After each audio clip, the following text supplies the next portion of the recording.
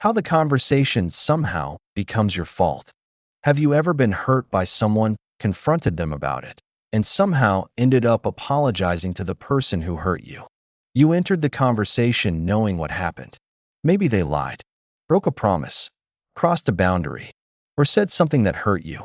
You were not looking for a fight. You simply wanted them to acknowledge it. But instead of explaining what they did, they start questioning your reaction. You're too sensitive. You're overreacting. Why are you talking to me like that? And suddenly, the conversation changes. A moment ago, you were asking them to explain their behavior. Now you are explaining yours. You defend your tone. You clarify what you meant. You try to prove that you are not unreasonable. And somewhere along the way, the original problem quietly disappears. The conversation is no longer, "Why did you hurt me?" It becomes, "Why did you react like that?" And sometimes, just to end the tension, you finally say, "Okay, I'm sorry." Think about that. They hurt you. You confronted them. But somehow, you became the one defending yourself.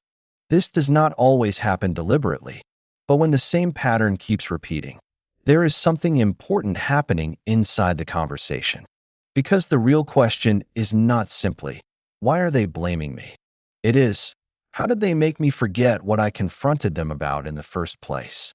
And once you understand that, the psychology of blame starts becoming much easier to see. The hidden psychology of blame shifting. Most people assume blame happens because someone is angry, embarrassed, or simply does not want to admit they were wrong.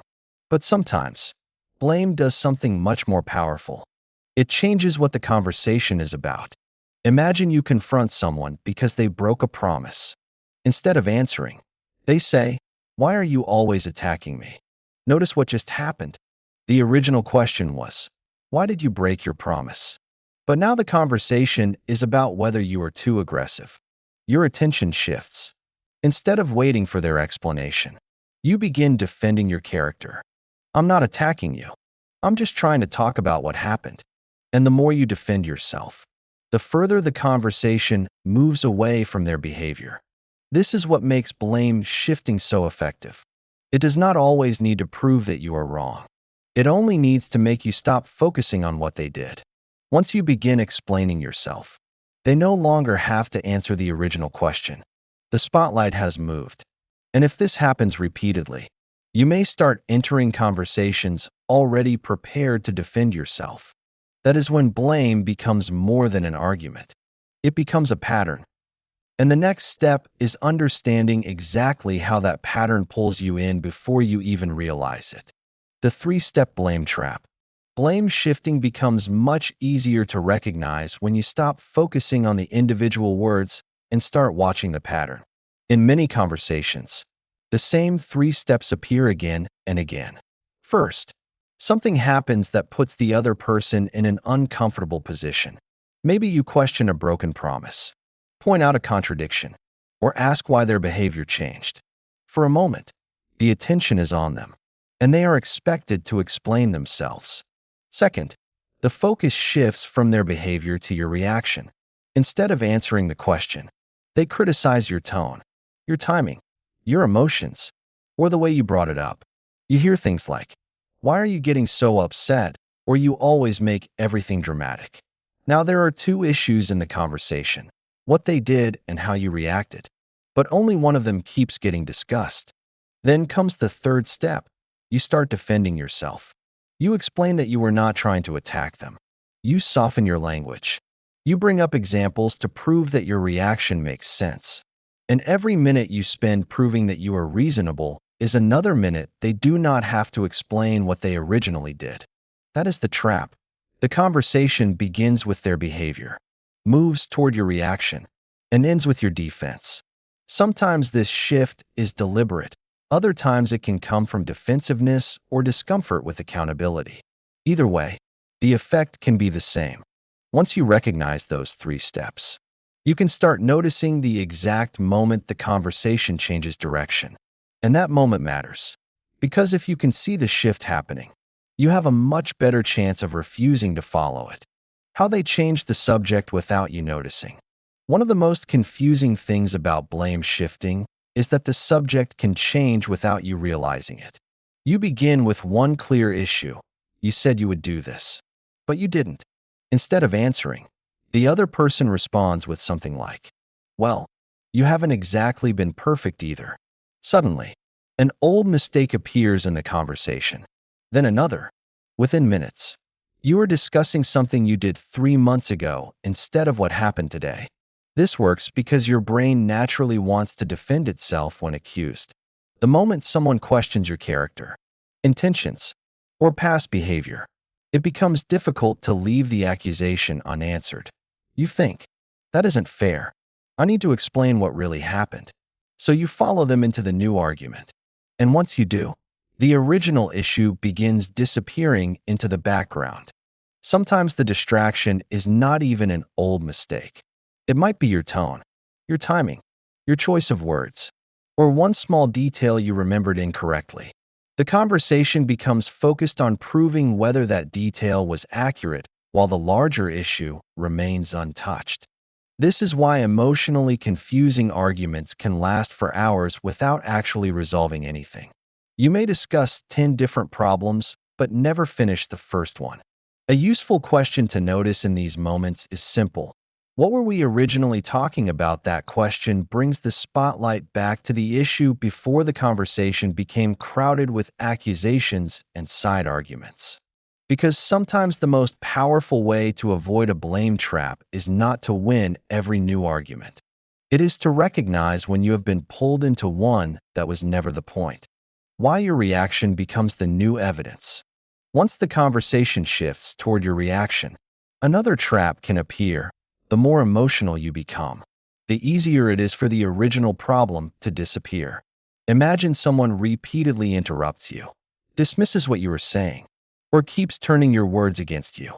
At first, you stay calm, but after enough frustration, your voice gets louder. Maybe you say something sharply or finally lose your patience. Now they have something new to focus on. Instead of discussing what happened before your reaction, the conversation becomes about the reaction itself. Look at how angry you are. This is exactly why I can't talk to you. You're completely overreacting. The events that led to that moment suddenly receive far less attention. This can leave you feeling deeply confused afterward.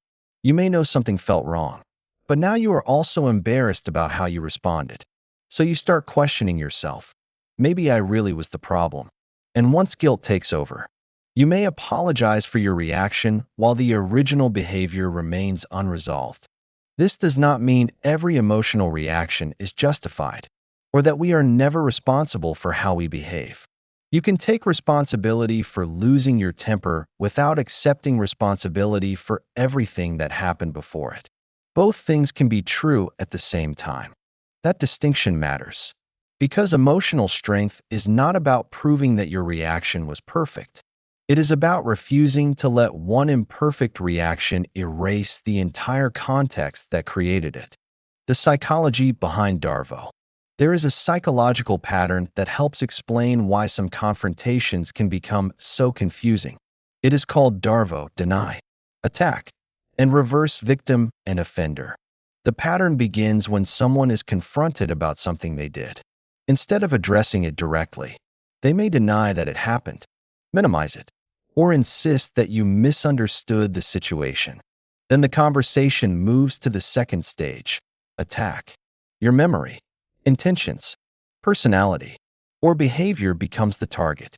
Maybe you are called dramatic, controlling, jealous, or impossible to talk to. Now you are no longer simply discussing what happened. You are defending who you are. Finally comes the reversal. Somehow, the person you confronted begins presenting themselves as the one being mistreated. You started by saying, "What you did hurt me," but the conversation ends with them saying, "Do you realize how difficult you make things for me?" The roles have quietly changed. What makes this pattern powerful is the confusion it creates. Once you begin defending yourself, it becomes harder to stay focused on the original issue. You may even start comforting the person you confronted or apologizing for bringing the problem up at all. Recognizing DARVO does not mean assuming every defensive argument is manipulation. But when deny, attack, reverse the roles becomes a repeated pattern, it is worth noticing. Because sometimes the reason you leave an argument feeling guilty is not that the original issue was resolved. The roles simply changed before it ever had a chance to be resolved. Why you start doubting your own memory. After enough confusing arguments, something deeper can begin to happen. You stop trusting your own memory. You remember what was said. You remember how the situation felt. But when the other person repeatedly insists, "That never happened. I never said that," or "You're remembering it wrong," certainty can slowly turn into doubt. At first, you may argue back, but after hearing a different version of events again and again, your mind starts searching for uncertainty. Maybe I misunderstood. Maybe I'm forgetting something. Maybe I really am too sensitive. And once you begin questioning yourself, defending your experience becomes much harder. This is especially powerful because memory is not a perfect recording of reality. We can misremember details, forget exact words, or interpret the same event differently. But that normal uncertainty can become a problem when every disagreement ends with your memory being treated as automatically unreliable while theirs is treated as unquestionable. Over time, you may start checking messages, replaying conversations, or asking other people what they remember. You are no longer simply trying to understand what happened. You are searching for evidence that you can trust your own perception. That is why the goal should not be to prove that your memory is perfect. It is to notice the pattern. If every conflict leaves you more confused about what you saw, heard, or felt, the confusion itself deserves attention. Because once you stop trusting your own perception, you become much easier to pull away from the original issue. The trap of finally losing your temper. There is a moment in some arguments when you stop trying to stay calm. Maybe you have explained yourself 5 different ways. Maybe your words keep getting twisted. Your questions keep getting ignored. Or the conversation keeps circling back to everything you supposedly did wrong. Eventually, frustration takes over. You raise your voice. You become defensive. You say something more sharply than you intended. And suddenly, that moment becomes the entire story. The other person may become surprisingly calm and say, "Look at how you're acting," or "This is exactly what I'm talking about." Everything that happened before your reaction begins fading into the background. The pressure, the accusations, the interruptions, and the original issue are replaced by one piece of evidence: your emotional response. This is where many people get trapped.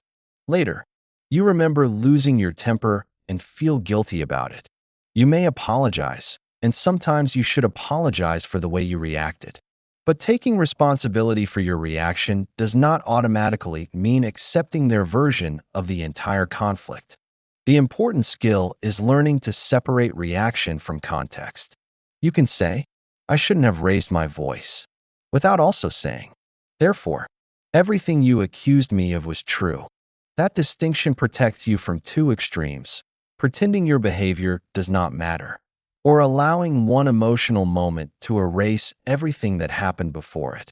Because losing your temper may be something you need to own, but it should not automatically become permission for the original issue to disappear. Why your reaction becomes their evidence. Once you finally react, something dangerous can happen. Your worst moment becomes the evidence used to explain the entire relationship.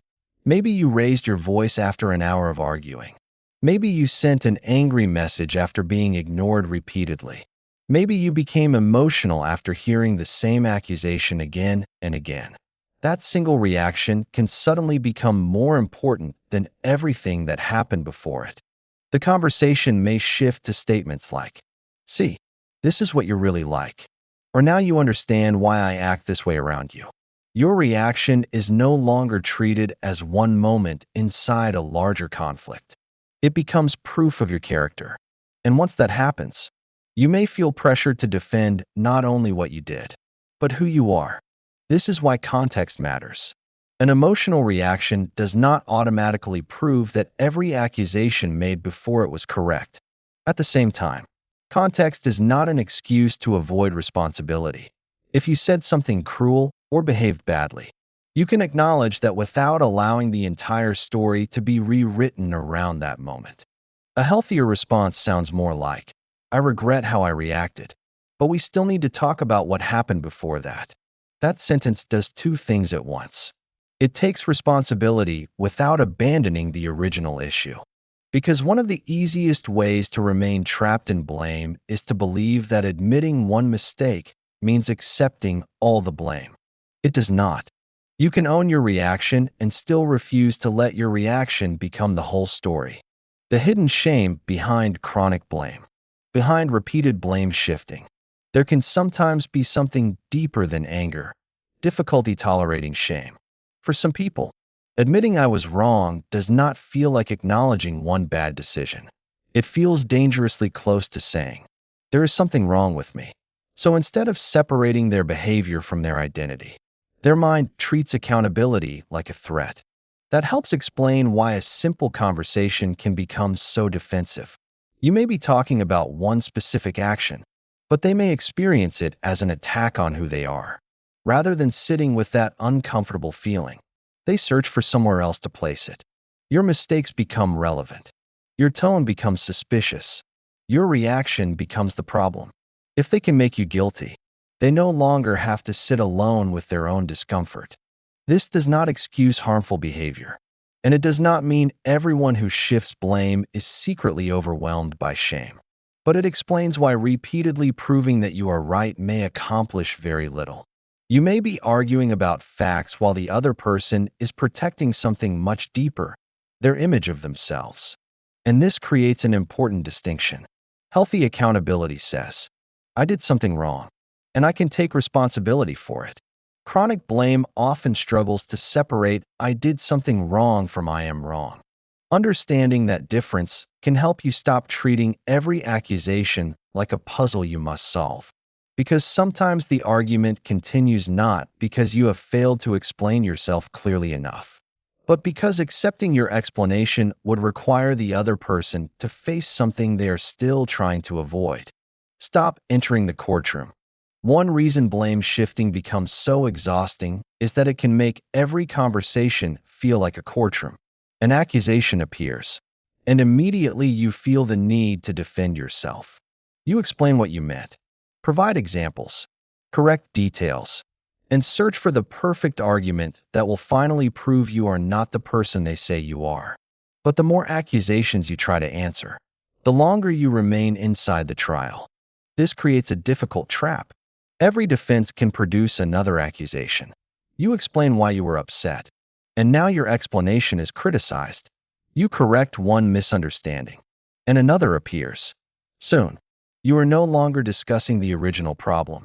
You are trying to prove your entire character to someone who keeps moving the standard of proof. The alternative is not silence or pretending accusations do not matter. It is recognizing that you do not have to defend yourself against every statement thrown at you. Sometimes a simple response is enough. That is not what we were discussing. We can talk about that separately. Right now, I'm asking about what happened here. Notice what these responses do. They do not attack. They do not overexplain. They simply refuse to abandon the original subject. This can feel uncomfortable at first because defending yourself creates the temporary feeling that you are regaining control. But sometimes the opposite is true. The more you defend every accusation, the more control the accusation has over your attention. You do not need to win every side argument. Sometimes you simply need to stop entering the courtroom. The power of the 3-second pause. The moment someone blames you, your first instinct may be to respond immediately. You want to correct the accusation, explain what really happened, or prove that they misunderstood you. But reacting too quickly can pull you straight back into the same pattern. This is where a 3-second pause can change the entire conversation. Before answering, pause and ask yourself one question. Am I responding to the original issue? Or am I being pulled into a new one? Those few seconds give your brain enough space to notice when the conversation has shifted. Instead of automatically defending yourself, you can choose where your attention goes next. Imagine you say, "You promised you would tell me if the plan changed." They respond, "Why do you always have to make such a big deal about everything?" Your instinct may be to say, "I don't always do that. Give me one example." Now you are defending your personality. But after a short pause, you might simply respond, "We can discuss that later. Right now, I'm asking why you didn't tell me." That response is powerful because it does not require anger. You are not trying to dominate the conversation or prove that you are perfect. You are simply refusing to follow the distraction. The goal of the pause is not to create a clever comeback. It is to interrupt the automatic cycle of accusation. Defense. More accusation. Sometimes 3 seconds are enough to remember something important. You do not have to respond to every accusation just because someone placed it in front of you. What emotionally strong people do instead. Emotionally strong people are not impossible to blame, provoke, or misunderstand. They can still feel angry, defensive, or hurt. The difference is that they become better at recognizing when a conversation is pulling them away from the real issue. Instead of automatically following every accusation, they pause long enough to decide what actually deserves their attention. If someone criticizes their tone to avoid answering a question, they can acknowledge the tone without abandoning the question. If an unrelated mistake from months ago suddenly appears, they do not need to prove their innocence immediately. They can simply say, "We can talk about that separately. Right now, we're talking about this." Their goal is not to win every argument. It is to stop every new accusation from controlling the direction of the conversation. They also understand something important. Taking responsibility does not mean taking all the responsibility. They can admit, "I shouldn't have reacted that way," while still saying, "What happened before my reaction still matters." That ability protects them from the trap of believing that one mistake automatically makes the other person right about everything. Most importantly, emotionally strong people stop believing they must convince everyone of their version of events before they are allowed to trust themselves. They listen. They question themselves when necessary. They correct themselves when they are wrong. But they do not surrender their perspective simply because someone strongly disagrees with it. Because emotional strength is not about always having the perfect response. It is about knowing what belongs to you, what does not, and what conversation you are actually willing to have. When their blame stops controlling you, something changes when you stop treating every accusation as something you must immediately defend. They may still criticize your tone, bring up old mistakes, or try to make the conversation about you, but you no longer automatically follow them there. Instead, you ask yourself, what am I actually responsible for? If you made a mistake, own it. If you reacted badly, acknowledge it. But taking responsibility for your part does not mean accepting responsibility for everything. That is what emotional strength looks like. Not believing you are always right, but becoming harder to pull into confusion. You notice when the subject changes. You pause before defending yourself. And you remember what the conversation was originally about. Because the goal is not to become better at winning arguments. It is to stop losing yourself inside them. So the next time someone hurts you and somehow you find yourself preparing to apologize, pause and ask, what were we originally talking about? Sometimes that question is enough to bring you back to what actually happened. If this video gave you a new perspective, comment the number 14 below. Let's see how many people have realized that taking responsibility for their mistakes does not mean accepting blame for everything. And remember, you do not have to defend yourself against every accusation to know what belongs to you and what does not.